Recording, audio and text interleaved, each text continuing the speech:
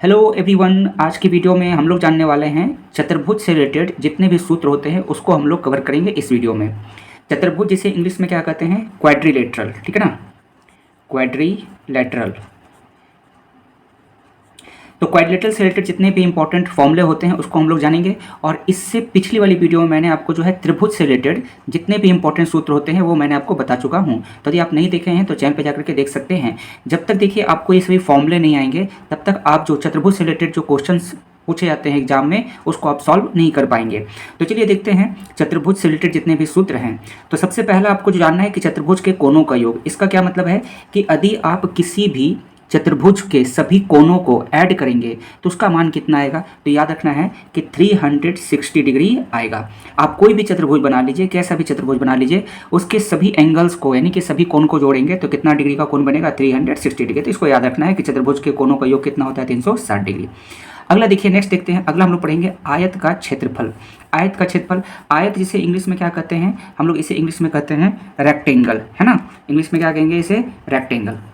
Rectangle तो हम लोग रेक्टेंगल का देखेंगे कि एरिया कैसे निकालते हैं, यानी कि जब भी आपके सामने कोई आयत आ जाए तो इसका क्षेत्रफल कैसे निकालना है। तो बहुत ही ईजी है, बस आपको क्या करना है कि आयत की जो लंबाई है ना, इसकी जो लंबाई है और इसकी जो चौड़ाई रहेगी उससे आपको क्या करना है, दोनों को गुणा कर देना है, ठीक है। आपका आयत का क्षेत्रफल निकल जाएगा। नेक्स्ट अगला देखेंगे, आयत का ही हम लोग जो है परिमाप देखेंगे। परिमाप कैसे निकालते हैं आयत का। तो जब भी आपको आयत का परिमाप निकालना रहेगा तो फॉर्मूला लगाना है 2, फिर आपको ब्रैकेट देना है और यहाँ पे लिखना है लंबाई और प्लस चौड़ाई, ठीक है। यानी कि 2 गुने लंबाई प्लस चौड़ाई, ये आयत का क्या होता है, परिमाप निकालने का फॉर्मूला है। यानी कि परिमाप मतलब पेरीमीटर जिसे इंग्लिश में कहते हैं, ठीक है। नेक्स्ट अब आगे बढ़ते हैं। अगला देखेंगे, आयत का विकर्ण निकालने के लिए सीखेंगे। विकर्ण जैसे इंग्लिश में क्या कहते हैं, डायगोनल। डायगोनल, ठीक है। तो किसी भी आपको रेक्टेंगल का जब भी आपको डायगोनल निकालना रहेगा तो आपको क्या करना है, यहाँ पे रूट का साइन देना है और इसके अंदर जो लंबाई है इसका स्क्वायर करना है और चौड़ाई जो है इसका क्या करना है, स्क्वायर करके सॉल्व कर देना है। आपको आयत का विकर्ण निकल जाएगा। यदि आपको समझ में नहीं आ रहा है कि ये विकर्ण क्या होता है तो चलिए इसको भी हम लोग यहाँ पे जान लेते हैं। जैसे कि मान लीजिए यहाँ पे मैं एक आयत बनाता हूँ, ये एक आयत है, ठीक है। तो क्या करना है आपको, ये जो शीर्ष है और ये जो शीर्ष है, यानी कि ये जो कोना है और ये जो कोना है, इसको आप मिला दीजिए। तो ये जो लाइन बनी ना, इसे ही हम लोग क्या कहते हैं, विकर्ण कहते हैं, यानी डायगोनल कहते हैं, ठीक है। इसमें एक और डायगोनल बन सकता है ऐसे, ठीक है। तो ये सवाल भी आता है कि आयत में कितना विकर्ण होता है, तो ये आपका कितना हो जाएगा, 2 विकर्ण होता है। चलिए अब आप बताइए कि त्रिभुज में यानी कि ट्रायंगल में कितना डायगोनल हो सकता है, कितना विकर्ण होगा। अगला देखते हैं। अगला हम लोग पढ़ेंगे वर्ग का क्षेत्रफल निकालने के लिए। जब भी आपके सामने ये सभी क्या है, देखिए सब चतुर्भुज है, ठीक है, क्योंकि ये सभी जो है 4 भुजा से मिल करके बने हुए हैं और बंद आकृति होता है, तो इसे हम लोग क्या कहते हैं, चतुर्भुज। और चतुर्भुज भी बहुत प्रकार के होते हैं, उसी में जैसे आयत हो गया, आपका वर्ग हो गया। तो वर्ग जिसे इंग्लिश में क्या कहते हैं, स्क्वायर। इसका हम लोग क्षेत्रफल निकालने के लिए सीखेंगे। तो जो वर्ग का क्षेत्रफल होता है ना, तो वर्ग आपको पता होगा कि वर्ग एक ऐसा चतुर्भुज होता है जिसमें सभी भुजा बराबर होती है। तो जब भी आपको वर्ग का क्षेत्रफल निकालना रहेगा तो कुछ नहीं करना है आपको, बस उसके भुजा को भुजा से गुणा कर देना है। यानी सूत्र याद रखना है कि भुजा गुने भुजा होता है, ठीक है। इसको हम लोग ऐसे भी लिखते हैं, अब चाहें तो ऐसे भी लिख सकते हैं, भुजा का पावर 2, ठीक है।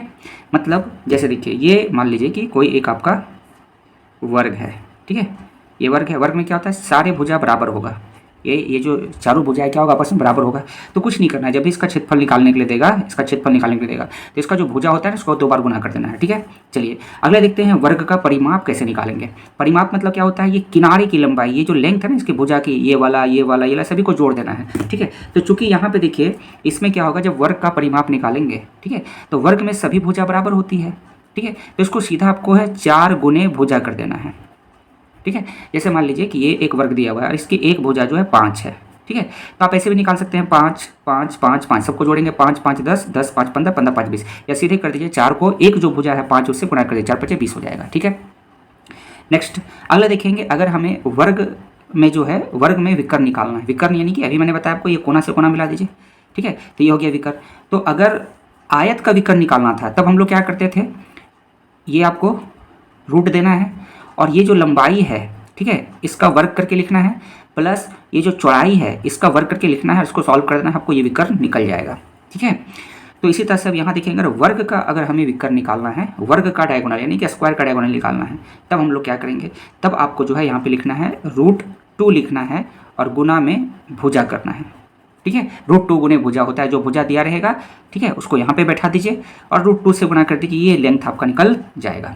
चलिए नेक्स्ट चलते हैं। अगला अब हम देखेंगे 8 नंबर में समांतर चतुर्भुज का क्षेत्रफल निकालने के लिए सीखेंगे। तो वीडियो अच्छी लग रही हो तो लाइक कीजिएगा, शेयर कीजिएगा और हमारे चैनल पर पहली बार आए तो चैनल को जो सब्सक्राइब कर लीजिएगा। इसी प्रकार से जो है मैथ से रिलेटेड इंपॉर्टेंट जो है टॉपिक पर वीडियो आपको रेगुलर मिलती रहेगी। तो चलिए अगला देखते हैं समांतर चतुर्भुज का क्षेत्रफल कैसे हम लोग निकालेंगे।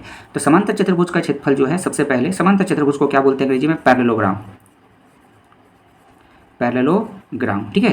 तो जब भी आपको पैरेललोग्राम का एरिया निकालना है, यानी समांतर चतुर्भुज का क्षेत्रफल निकालना है, तो कुछ नहीं है, आपको जो है फॉर्मूला लगाना है आधार गुने ऊंचाई, आधार गुने ऊंचाई, ठीक है, ये फॉर्मूला लगाना है, ठीक है। किस तरह से होता है पैरेललोग्राम, शो देख लेते हैं। तो देखिए इस प्रकार का कुछ फिगर आपके सामने रहेगा, ऐसे करके ऐसे, ठीक है, ये, ठीक है। यहाँ पे इसमें मान लेते हैं कि ये आपका ऊंचाई है, ठीक है। तो ये आधार हो जाएगा, ये ऊंचाई हो जाएगा, बस इस आधार को इस ऊंचाई से गुना कर देना है, आपको इस चतुर्भुज का क्या हो जाएगा? क्षेत्रफल निकल जाएगा। नेक्स्ट देखते हैं, अगला है समांतर चतुर्भुज का परिमाप। मान लीजिए हमें इसका परिमाप निकालना है। परिमाप मतलब इसके जो किनारे की जो लंबाई है, यहाँ से लेकर के यहाँ, यहाँ से लेकर के यहाँ, यहाँ से लेकर के यहाँ, उसका हमें क्या निकालना है? परिमाप निकालना है। नहीं तो एक तो आप ऐसे कर सकते हैं कि सबको जोड़ दीजिए, ये लंबाई, ये लंबाई, ये लंबाई, और दूसरा आप ये भी कर सकते हैं, देखिए जितना लंबाई ये होता है उतना लंबाई ये होता है, जितना लंबाई ये होता है उतना लंबाई होता है। तो आप जैसे कि आयत का परिमाप निकालते थे ना, आयत का परिमाप देख सकते हैं, आयत का परिमाप निकालने का क्या फॉर्मूला होता है? 2 गुने लंबाई प्लस चौड़ाई। तो यही फॉर्मूला जो है आपका समांतर चतुर्भुज का परिमाप निकालने के लिए यूज होगा, ठीक है। तो समांतर चतुर्भुज का परिमाप भी निकालने का फॉर्मूला होता है 2 गुने लंबाई प्लस चौड़ाई कर देना है आपको, ठीक है, 2 गुने लंबाई प्लस चौड़ाई, ठीक है। दोनों का सेम होता है, जो भी लंबाई दिया रहेगा, इसे ये जो लंबाई दिया हुआ इसको यहाँ पुट कीजिए, ये जो चौड़ाई दिया हुआ यहाँ पुट कीजिए और इसको जोड़ करके 2 से गुना कर दीजिए, आपका निकल जाएगा, ठीक है। चलिए अब आगे चलते हैं। इससे पहले अब आगे जो है हम लोग अभी और भी बहुत सारे जो है चतुर्भुज के जो है सूत्र अभी हम लोग देखेंगे, तो वो हम लोग नेक्स्ट पेज में देखेंगे। तो आगे बढ़े उससे पहले आपसे रिक्वेस्ट है कि यदि आप हमारे चैनल पर नए आए हैं तो लाइक कर दीजिए और शेयर कर दीजिए, कमेंट कीजिए और चैनल को जोर से जोर सब्सक्राइब कर लीजिए, ठीक है। अगला हम लोग देखेंगे, अगला चतुर्भुज का क्षेत्रफल जो जानना है वो है आपका समचतुर्भुज का क्षेत्रफल, ठीक है। समचतुर्भुज, समचतुर्भुज जिसे इंग्लिश में कहते हैं रोम्बस, ठीक है, रोम्बस। इसका स्पेलिंग थोड़ा ध्यान रखना है, RHOMBUS होता है, ठीक है, लास्ट में बस है, ठीक है, रोम्बस। अब आ जाइए यहाँ पे, तो हम लोग देखेंगे हमें जब भी समचतुर्भुज का क्षेत्रफल निकालना रहेगा, यानी कि रोम्बस का एरिया निकालना रहेगा, तब हम कौन सा सूत्र लगाएंगे? तो आपको लगाना है हाफ गुने D1 इंटू D2। अब ये भाई D1 D2 क्या है? तो ये विकर्ण है, ठीक है। जैसे कि यहाँ पे देखिए एक मैं समचतुर्भुज बनाता हूँ। समचतुर्भुज में क्या होता है कि देखिए ये सभी जो भुजा होती है ना, इसकी लंबाई बिल्कुल बराबर होती है, ठीक है। तो क्या करना है, जब भी आपको इसका क्षेत्रफल निकालना रहेगा तो इसका जो विकर्ण है ये वाला, मान लीजिए पहला विकर्ण है, इसका नाम दे देते हैं D1 और ये दूसरा विकर्ण है, इसका नाम देते हैं D2। तो बस इसको यहाँ पहला विकर्ण को यहाँ बैठाना है, दूसरे विकर्ण की लंबाई यहाँ बैठाना है और उसको गुना करके 2 से भागा लगा देना है, आपको समचतुर्भुज का क्षेत्रफल निकल जाएगा, ठीक है। याद रखना है समचतुर्भुज का क्षेत्रफल क्या होता है? हाफ गुने D1 इंटू D2, यानी पहले विकर्ण की लंबाई गुने दूसरे विकर्ण की लंबाई। अगला देखते हैं, समचतुर्भुज का परिमाप निकालने के लिए सीखेंगे। परिमाप यानी कि इसकी जो किनारे की जो टोटल लंबाई है चारों भुजा की वो, तो इसका देखिए फॉर्मूला खुद से आप बनाइए, रटना नहीं है, समझना है, क्योंकि देखिए इसकी चारों भुजा क्या होती है? बराबर होती है, ठीक है। तो हम क्या करेंगे, 4 से इसकी जो भुजा की लंबाई है, एक भुजा की लंबाई, इसको गुना कर देंगे, यानी कि 4 गुने भुजा, जो कि वर्ग का परिमाप निकालने का भी फॉर्मूला यही था, 4 गुने भुजा। क्योंकि इसमें देखिए ये भी तो वर्ग जैसा ही है ना, वर्ग में क्या था, सभी जो भुजा की लंबाई होती है बराबर होती है वर्ग में, जितना लंबाई है वो उतना लंबाई। लेकिन एक डिफरेंस है ये दोनों में, डिफरेंस में क्या है कि उसमें क्या होता था कि जो कोण है ना वो 90 डिग्री का था, और ये देखिए यहाँ पे 90 डिग्री का नहीं रहता है, ठीक है, बस इतना ही अंतर है। चलिए अगला देखते हैं। नेक्स्ट हम लोग को पढ़ना है, जानेंगे समलंब का क्षेत्रफल। इतना बस यदि आप फॉर्मूला जान जाते हैं तो आपको जो है क्षेत्रमिति में जो चतुर्भुज से रिलेटेड जो भी क्वेश्चन आता है उसको सॉल्व करने में आपको दिक्कत नहीं होगा। तो समलंब, समलंब, तो समलंब का क्षेत्रफल, समलंब जिसे इंग्लिश में हम लोग क्या बोलते हैं? ट्राइपीजियम बोलते हैं, ठीक है। समलंब इसे इंग्लिश में क्या बोलते हैं? ट्राइपीजियम, ट्राइपीजियम। तो ट्राइपीजियम का जब यदि आपको क्षेत्रफल निकालना रहेगा, ठीक है, तो फॉर्मूला लगाना है 1/2 गुने समानांतर, समानांतर भुजाओं का योग गुने ऊंचाई, ठीक है। क्या करना है? 1/2 गुने समांतर भुजाओं का योग गुने ऊंचाई। चलिए इसको फिगर बना के बता देते हैं। जैसे देखिए मान लीजिए ये यहाँ पे मेरे पास कोई समलंब चतुर्भुज है, पहले देख लेते हैं समलंब चतुर्भुज किस प्रकार से रहता है। देखिए ऐसे रहेगा आपको, समलंब चतुर्भुज में क्या होगा कि आपको देखिए ये जो दोनों भुजा रहेगा ये समानांतर दिखेगा, समानांतर रहेगा, देखिए समानांतर है, ठीक है। लेकिन ये जो दो भुजा है, ये जो एक जोड़ा जो आपको भुजा दिख रहा है ये असमानांतर है, ठीक है। ये पैरेलल रहेगा और ये नॉन पैरेलल रहेगा। ये देखिए आगे जाकर के ये तो मिल जाएगा ना, तो ये समांतर भुजा नहीं है और ये दोनों क्या है, समांतर भुजा। इसको आगे बढ़ाएंगे, ठीक है।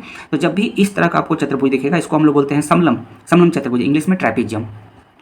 तो इसका जब क्षेत्रफल निकालना रहेगा तो कुछ नहीं करना है, हाफ गुने समांतर भुजाओं का योग, मतलब ये देखिए समांतर भुजा कौन है, ये और ये, तो ये दोनों का योग यहाँ लिख देना। जैसे कि ये 10 दिया हुआ, ये 5 दिया हुआ, तो दोनों को जोड़ के 15 यहाँ लिख देंगे। और इसकी जो ऊंचाई रहेगी, ठीक है, उसको यहाँ बैठा देंगे, तो आपका जो है समलंब चतुर्भुज का क्षेत्रफल निकल जाएगा। क्लियर है, समझ में आ गया। समलंब चतुर्भुज का क्षेत्रफल कैसे निकालना है, ठीक है, 1/2 करना है, ठीक है। समांतर भुजाओं का योग लिखना है यहाँ पे, ये दोनों जो भुजा जो दी रहेगी उसको जोड़ के यहाँ लिखना है और इसकी जो ऊंचाई से गुना कर देना है, ठीक है। नेक्स्ट अब आगे देखते हैं हम लोग काइट यानी कि पतंग का क्षेत्रफल निकालने के लिए सीखेंगे, ठीक है। काइट, इसका अगर एरिया हमें निकालना है तो क्या करना है, तो इसका देखिए इसका जो एरिया होता है पतंग का और समचतुर्भुज का क्षेत्रफल दोनों सेम होता है। समचतुर्भुज का क्षेत्रफल अभी हम लोगों ने क्या पढ़ा, ठीक है, हाफ गुने d1 इंटू d2, 1/2 गुने विकर्ण 1 की लंबाई गुने विकर्ण 2 की लंबाई। तो पतंग का भी क्षेत्रफल जो होता है निकालने का सूत्र यही होता है, 1/2 गुने पहला विकर्ण, यानी पहला विकर्ण को d1 लिखेंगे और दूसरे विकर्ण को क्या लिखेंगे, d2 लिखेंगे। बस आपको इसको सॉल्व कर देना है, पतंग का क्षेत्रफल निकल जाएगा। अब अगला देखते हैं, नेक्स्ट है समलंब चतुर्भुज का मध्य रेखा या मध्यम रेखा। ये क्या है, देखिए जैसे कि मान लीजिए एक यहाँ पे कंसेप्ट आपको याद रखना है कि मान लीजिए आपके सामने एक समलंब चतुर्भुज है। अभी यहाँ पे बनाया हूँ समलंब चतुर्भुज, चलिए एक और बना देते हैं यहाँ पे। जैसे कि ये कोई समलंब चतुर्भुज है, ठीक है, ये हो गया आपका समलंब चतुर्भुज, ठीक। नाम देते क्या, ABCD, चलिए इसका नाम देते हैं, ठीक है। अब देखिए यहाँ पे क्या करते हैं हम लोग, एक रेखा खींचते हैं, ठीक है, और ये मध्य में है, बीच में है, ठीक है। ये रेखा ये जो भुजा है इसके मध्य में, इसके भी मध्य में यहाँ पे, और इसको हम लोग यहाँ से ऐसे मिला देते हैं। तो यदि जब भी आपको समलंब चतुर्भुज में, ठीक है, ये भुजा की लंबाई दी हुई रहेगी, ठीक है, ये वाला, जैसे ये जो भुजा है इसकी लंबाई मान लेते हैं जो BC है, इसको मान लेते हैं कि A है, और ये वाला भुजा क्या है आपको मान लेते हैं कि B है, इसका नाम हम लोग देखते हैं। और ये बीच में जो भी हम लोगों ने भुजा खींचा है इसका नाम कर दीजिए आप MN, ठीक है।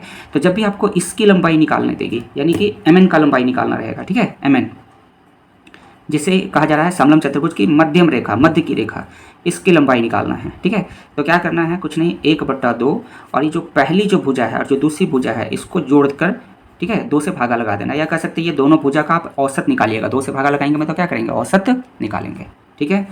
चलिए अब नेक्स्ट और इस वीडियो का लास्ट जो हम लोग करने वाले हैं कॉन्सेप्ट, वो है चक्रीय चतुर्भुज का गुण। ये चक्रीय चतुर्भुज क्या होता है, तो देखिए चक्रीय चतुर्भुज जिसे इंग्लिश में क्या कहते हैं, साइक्लिक क्वाड्रिलेटरल, साइक्लिक क्वाड्रिलेटरल, ठीक है। एक कॉन्सेप्ट यहाँ पे जानेंगे ताकि इससे रिलेटेड भी क्वेश्चन आए तो आपका छूटे नहीं। तो यहाँ पर क्या है कि यदि मान लीजिए आपके सामने कोई चक्रीय चतुर्भुज है, ठीक। चक्रीय चतुर्भुज कैसे होता है, जैसे कि मान लीजिए एक वृत्त है, ठीक है, यहाँ पे एक वृत्त है और वृत्त के अंदर हम लोग क्या करते हैं, एक चतुर्भुज बना देते हैं। कैसा भी चतुर्भुज बना दीजिए, ठीक है, इसका नाम दे देते हैं ABCD।